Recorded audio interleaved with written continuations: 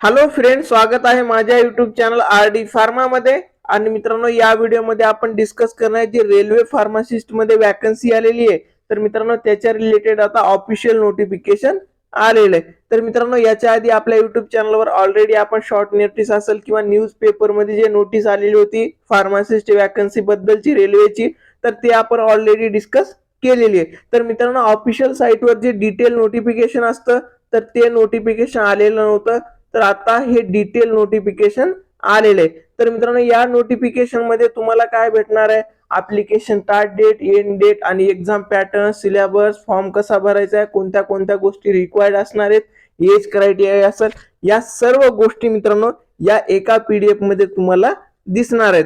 तर मित्रांनो, तुम्ही इथे बघू शकता हे ऑफिशियल पीडीएफ डाउनलोड केलेली आहे. इथे नंबर बघू शकता, CEN नंबर 04/2024.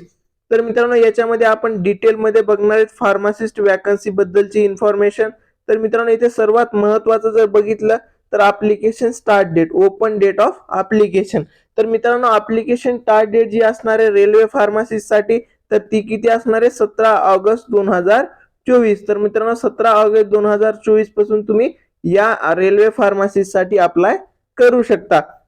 त्याच्यानंतर मित्रांनो, महत्वाची डेट जी असणार आहे ती असणार आहे closing date of submission of application including payment of fees. तर मित्रांनो, जे क्लोजिंग डेट असणार आहे ती किती असणार आहे? 16 सप्टेंबर 2024. म्हणजे या डेट पर्यंत तुम्हाला काय करायचं आहे मित्रांनो? तुमचा ऍप्लिकेशन फॉर्म फिल करून फीस पेमेंट पण करायचे. ते कधीपर्यंत? 16 सप्टेंबर 2024. ही डेट तुम्ही नक्की लक्षात ठेवा. ऍप्लिकेशनची डेट तुम्ही मिस नका करू. त्याच्यानंतर मित्रांनो, महत्वाचं इथे जर बघितलं फार्मासिस्ट, तर मित्रांनो याचे जे पे लेवल असणार आहे ते किती असणार आहे? 5th लेवलचं. आणि इनिशियल पे किती असणार आहे तुमचं? 29,200. त्याच्यानंतर मित्रांनो, मेडिकल स्टँडर्ड जे फार्मासिस्ट साठी असणार आहे ते कोणत्या लेवलचं आहे? C2 लेवलचं मेडिकल स्टँडर्ड असणार आहे.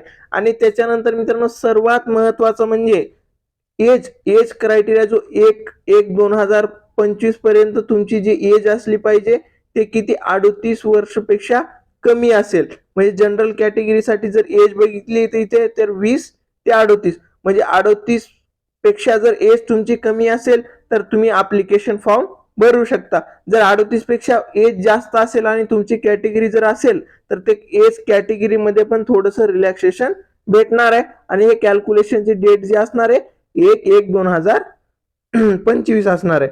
तर त्याच्यानंतर मित्रांनो, इथे बघा टोटल नंबर ऑफ फार्मासिस्टच्या वॅकन्सी या टेबल मध्ये बघू शकता.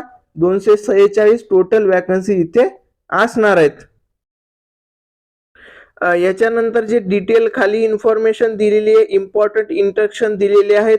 त्याच्यामध्ये eligibility, medical fitness, age criteria असेल, या सर्व जे नोटिफिकेशन मध्ये डिटेल दिलेले आहेत तर ते तुम्हाला काय करायचंय? व्यवस्थित रीड करून घ्यायचे. जसं इथे निगेटिव्ह मार्किंग बद्दल इन्फॉर्मेशन दिलेली आहे. तुमची जी एक्झाम होणार आहे त्याच्यामध्ये 1/3 जे असणार आहे हे निगेटिव्ह मार्किंग असणार आहे एका रॉंग क्वेश्चन साठी. त्याच्यानंतर मित्रांनो, खूप सारी इन्फॉर्मेशन महत्वाची आहे. तर ती इन्फॉर्मेशन तुम्ही व्यवस्थित रीड करा. ऍप्लिकेशन फॉर्म फिल करण्याच्या आधी करा. जसं मी ऑलरेडी मेन्शन केलं मित्रांनो, जे मेडिकल स्टँडर्ड असणार आहे फार्मसीसाठी तो कोणता असणार आहे? C2 level. तर मित्रांनो, C2 लेवल मध्ये जे स्टँडर्ड आहे इथे बघू शकता, डिस्टन्स विजन, नियर डिस्टन्स जे असणार आहे. तर मित्रांनो, हे तुम्हाला व्यवस्थित रीड करायचं आहे आणि चेक करून घ्या की तुमचं ते पर्टिक्युलर ह्याच्यामध्ये बसतंय का. त्याच्यानंतर मित्रांनो, एज क्रायटेरिया इथे दिलेला आहे.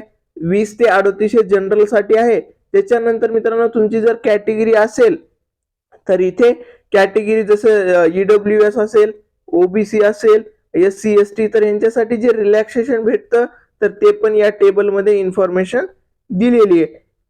हे पण तुम्ही व्यवस्थित रीड करून घ्या की तुम्हाला फॉर्म ह्याच्याबद्दल एजच्या क्रायटेरियामध्ये भरता येणार आहे की नाही भरता येणार आहे. त्याच्यानंतर मित्रांनो, सर्वात महत्वाचं आहे की ऍप्लिकेशन फॉर्मची फीस जी असणार आहे ते किती असणार आहे. खूप साऱ्या स्टुडंटने ऑलरेडी ज्यावेळेस शॉर्ट नोटीस आलेली होती त्यावेळेस पण मला विचारलेलं होतं सर की फीस किती असणार आहे. तर इथे बघा, ओपन साठी जी ऍप्लिकेशन फीस असणार आहे ते 500 रुपये असणार आहे. त्याच्यानंतर मित्रांनो, SC ST आणि एक सर्व्हिसमॅन किंवा फिमेल कॅन्डिडेट असेल, कॅटेगरी असेल, तर त्यांना फीस 250 रुपये फीस असणार आहे. तर त्याच्यानंतर मित्रांनो, ऍप्लिकेशन मोड ऑफ पेमेंट कशी करायची, त्याच्यानंतर ऍप्लिकेशन तुम्हाला कसं करायचंय हे सारे खूप सारे इन्स्ट्रक्शन याच्यामध्ये दिलेले आहेत. रिझर्वेशन असेल तर त्याचा यूज कसा करायचा, EWS असेल तर त्याचा यूज कसा करायचा, एक सर्व्हिसमॅन असेल तर त्याबद्दल वेगळे इन्स्ट्रक्शन याच्यामध्ये डिटेलमध्ये दिलेले आहे. तर हे जे इन्स्ट्रक्शन आहे तुम्ही व्यवस्थित रीड करून घ्या. ही PDF आपल्या टेलिग्राम चॅनलवर तुम्हाला अवेलेबल करून दे. तर नंतर मित्रांनो इथे महत्वाचं बघू शकता एक्झाम पॅटर्न. तर एक्झाम पॅटर्न आपण ऑलरेडी डिस्कस केलेला आहे, तो तसाच आहे. फार्मसीचा जो सिलेबस असणार आहे त्याच्यावर 70 क्वेश्चन येतील. आणि मित्रांनो नॉन टेक्निकलचा जो सिलेबस असणार आहे, या जनरल अवेअरनेस असेल, जनरल सायन्स असेल, त्याच्यावर टोटल 30 क्वेश्चन येतील. असे मिळून 100 क्वेश्चनचा तुम्हाला काय होईल, पेपर होणार आहे. आणि याच्यामध्ये मित्रांनो निगेटिव्ह मार्किंग असणार आहे. त्याच्यानंतर मित्रांनो कॅल्क्युलेशन ऑफ नॉर्मलायझेशन, तर हे पण याच्यामध्ये होणार आहे, कारण 2-3 फेजेस मध्ये पेपर होईल. तर त्याचं नॉर्मलायझेशन या फॉर्म्युलेनुसार काढून रिझल्ट लागणार आहे. त्याच्यानंतर आहे मित्रांनो जे ऑफिशियल साईट आहेत RRBच्या रेल्वेच्या, तर ह्या रेल्वेच्या ऑफिशियल साईटवरती टाइम टू टाइम तुम्हाला काय होईल, नोटिफिकेशन भेटत जाईल आणि त्याची इन्फॉर्मेशन मित्रांनो मी तुम्हाला नक्कीच देणार आहे. तर मित्रांनो तुम्हाला असा एक क्वेश्चन असेल की सर इलिजिबिलिटी क्रायटेरिया जो असणार आहे फार्मसिस्टचा, एक्सपिरियन्स लागेल न लागेल ते तुम्ही तर सांगितलेलंच नाहीये. तर इथे तुम्ही बघू शकता फार्मसिस्टचा जो इलिजिबल क्रायटेरिया आहे तो डिस्कस करणार आहेत आपण. 11 नंबरला फार्मासिस्ट, इथे अदर डिटेल पण मेन्शन केलेले. जे महत्वाचं आहे ते मी तुम्हाला थोडस झूम करून दाखवतो. इथे आज एक आहे मित्रांनो डिग्री स्टुडंट, ज्याचं बी फॉर्म कम्प्लीट आहे, एम फॉर्म कम्प्लीट आहे किंवा डी फॉर्म कम्प्लीट आहे, डिप्लोमा कम्प्लीट आहे.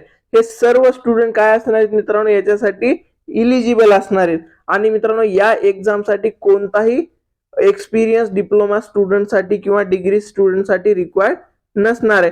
फक्त एक गोष्ट ऍडिशनली तुम्हाला इथे दिसत असेल, रजिस्टर्ड फार्मासिस्ट, म्हणजे जे रिसेंट पास आउट स्टुडंट आहेत तर त्यांचं रजिस्ट्रेशन असणं गरजेचं आहे. जर रजिस्ट्रेशन नसेल तर एक्झाम फॉर्म तुम्ही फिल करू शकणार नाहीत. इथे बघू शकता 10+2 in science it equivalent with the diploma in pharmacy from recognized institute and registered as pharmacist under Act 1948. आणि बॅचलर साठी पण सेम गोष्ट आहे मित्रांनो, तुमचं बी फॉर्म कम्प्लीट असलं पाहिजे आणि त्याच्यानंतर मित्रांनो तुमचं रजिस्ट्रेशन पण असलं पाहिजे. तर या दोन गोष्टी तुमच्याकडे असेल, डिग्री डिप्लोमा कम्प्लीट असेल आणि तुमचं रजिस्ट्रेशन साठी तुम्ही ऑलरेडी अप्लाय केलेलं असेल किंवा तुम्हाला भेटलेलं असेल, तर तुम्ही या एक्झाम साठी एलिजिबल असणार आहे, तुम्ही लगेच फॉर्म भरू शकता. त्याच्यानंतर आहे मित्रांनो सगळ्यात महत्वाचं, आता रेल्वेमध्ये ज्या वॅकन्सीज असतात फार्मसिस्टच्या, या काय असतात, रिजन वाईज असतात. इथे बघू शकता railway region wise post vacancies for all. तर मित्रांनो याच्यामध्ये रेल्वेचे बोर्ड असतात. इथे बघू शकता स्टार्टिंगला अहमदाबाद बोर्ड असणार आहे, याच्यामध्ये फार्मासिस्ट इथे आहे आणि इथे टोटल वॅकन्सी किती आहेत, 18 वॅकन्सी अहमदाबाद मध्ये असणार आहेत. त्याच्यानंतर प्रयागराज मध्ये, म्हणजे ज्या ज्या बोर्ड मध्ये वॅकन्सीज आहेत तर त्याच्या वेगवेगळ्या वॅकन्सीज असतात आणि तुम्हाला त्या पद्धतीने ऍप्लिकेशन फॉर्म पण करावं लागणार आहे. तर आपण महाराष्ट्रामध्ये जर बघितलं मित्रांनो तर याच्यामध्ये मुंबईमध्ये वॅकन्सी असणार आहेत. तर ते मुंबईमध्ये टोटल वॅकन्सी फार्मसिस्टच्या किती आहेत ते आपण बघणार आहेत. आणि याच्यामध्ये कॅटेगरी वाईज पण वॅकन्सी दिलेले आहेत, जसं ओपनला असेल, वुमन रिझर्वेशन असेल, ओबीसीला किती वॅकन्सीज आहेत, तर या सर्व गोष्टी इथे दिलेल्या आहेत. इथे फार्मासिस्टचं बघा सेंट्रल रिजन मध्ये ओपन साठी 11 आणि इथे टोटल वॅकन्सी जर आपण बघितलं तर ते किती असणार आहेत, 23+8. म्हणजे मित्रांनो इथे टोटल मुंबईमध्ये ज्या वॅकन्सी असणार आहेत रेल्वे फार्मसिस्टच्या, त्या टोटल 31 वॅकन्सी आपल्या महाराष्ट्र मुंबईमध्ये असणार आहेत. तर याच्यामध्ये मित्रांनो ते पण कॅटेगरीमध्ये डिवाइड केलेले. इथे बघू शकता ओपन साठी जे जनरल साठी असणार आहेत ते 11 वॅकन्सीज आहेत. त्याच्यानंतर SC साठी 4 आहेत, ST साठी 3, OBC साठी 4 आणि EWS साठी 1. तर असं जर बघितलं कॅल्क्युलेशन तर टोटल 23 वॅकन्सी याच्यामध्ये असणार आहेत. त्याच्यानंतर इथे खाली 3, 2 आणि 1. तर मित्रांनो तुम्हाला तुमच्या कॅटेगरीनुसार बघायचं की कोणत्या रिजन मध्ये जास्त वॅकन्सी आहेत तर तुम्ही दुसरीकडे पण फॉर्म भरू शकता. ऑल इंडियामध्ये कुठेही फॉर्म भरू शकता. ही सेंट्रलची वॅकन्सी आहे. त्याच्यानंतर मित्रांनो जे सिलेबस असणार आहे फार्मसीचं इथे आपण बघू. या नोटिफिकेशन मध्ये खूप व्यवस्थित इन्फॉर्मेशन दिलेली आहे, म्हणजे तुम्हाला दुसरं नोटिफिकेशन बघायची गरज लागणार नाही. फार्मसीची एक्झाम तुम्हाला द्यायची आहे रेल्वेची, तर याच नोटिफिकेशन मध्ये मित्रांनो तुम्हाला सर्व गोष्टी भेटतील. तुम्ही जेवढे पण क्वेश्चन आहेत तुमचे, तर त्याचे आन्सर याच्यामध्ये भेटणार आहेत. इथे बघू शकता, मी ऑलरेडी डिस्कस पण केलेले की ते डायरेक्ट सब्जेक्टचे नाव रेल्वे फार्मासिस्ट मध्ये दिलेले असतात सिलेबस मध्ये. तर मित्रांनो तुम्हाला स्टडी करताना कोणत्या गोष्टी बघायच्या, तर खूप सारे जे सब्जेक्ट आहेत त्यांच्या इंट्रोडक्शन पार्टवर क्वेश्चन जास्त विचारले जातात, त्यानुसार तुम्हाला तुमची स्टडी प्लॅन करायचे. तर मित्रांनो या नोटिफिकेशनच्या एंडिंगला जे रिक्वायर्ड फॉर्मॅट असतात, तर ते फॉर्मॅट पण दिलेलं आहे. तुम्हाला व्यवस्थित बघायचं की तुम्हाला कोणतं अप्लिकेबल आहे आणि त्यानुसार मित्रांनो फॉर्म फिल करायचे. फॉर्म फिल करण्यासाठी तुम्हाला जे तुमचे डॉक्युमेंट असणार आहेत, आधार कार्ड असेल, ह्या तर आहेतच. त्याच्यानंतर एज्युकेशनल क्वालिफिकेशनला सपोर्ट करणारे डॉक्युमेंट, डिग्री झाली असेल तर डिग्रीचे मार्कशीट असतील, डिप्लोम्याचे एज्युकेशनल क्वालिफिकेशनचे सर्टिफिकेट असतील, त्याच्यानंतर रजिस्ट्रेशन तुमचं लागणार आहे इथे. तर मित्रांनो तुम्हाला हा व्हिडिओ आवडला असेल, व्हिडिओला लाईक करा, तुमच्या सर्व फ्रेंड सोबत हा व्हिडिओ नक्की शेअर करा आणि काही डाऊट असतील कमेंट करा. थँक्यू.